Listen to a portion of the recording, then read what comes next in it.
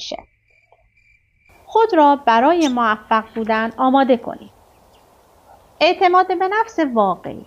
با خود اینطور کنار نیایید که توانایی شما همین مقداری است که به دست آوردید. شما قبلا میدانستید چه کار باید بکنید. ما دقیقاً همان چیزی هستیم که مکرراً انجام میدهیم. بنابراین ممتاز بودن یک نمایش نیست، بلکه یک عادت است. ارتعاش موفقیت. در یک سطح انرژی هیچ انرژی رد و بدل نمی شود. فقط انرژی حول خودش حرکت می کند. اینجا چند راهکار عملی گفته که ما در پایان هر فصل براتون می خونم. تقویت کننده تدریجی اعتماد به نفس. قبل از اینکه این تمرین را برای اولین بار انجام دهید با دقت بخوانید. 1.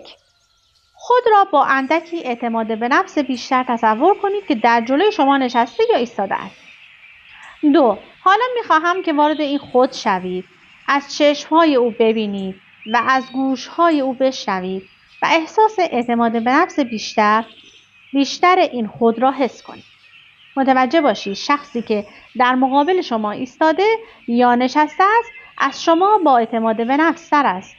این شخص کمی قد بلندتر است و خودباوری بیشتری در چشمهایش موج میزند که نشأت گرفته از یک شخصیت گیرا و جذاب.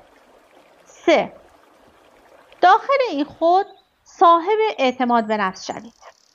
توجه کنید که این خود اعتماد به نفسش از شما بیشتر و دارای شور و حرارت افزونتر، قدرت بیشتر و راحتتر است و آسودگی و آرامش بیشتری دارد. 4. مرحله سوم را تکرار کنید. وارد خود با اعتماد به نفس بیشتر شوید تا جایی که سرشار از اعتماد به نفس شوید. به عملکرد بدن خود توجه کنید. چطور تنفس می‌کنید؟ حتی به حالت چهرهتان و درخشش چشم‌های خود دقت کنید. این تمام کاری بود که شما نیاز دارید انجام دهید. فصل دوم. چه چیزی اعتماد به نفس نیست؟ حرکت به سوی اعتماد به نفس. خودتان باشید. همه قبلا از منافع آن بهره‌مند شدند.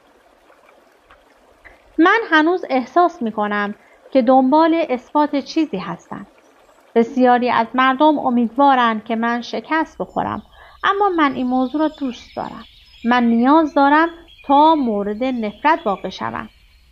راهکارهای عملی که این فصل گفته میگه قدرت واقعی خود را بیرون بکشید. برای چند لحظه توقف کنید و تصور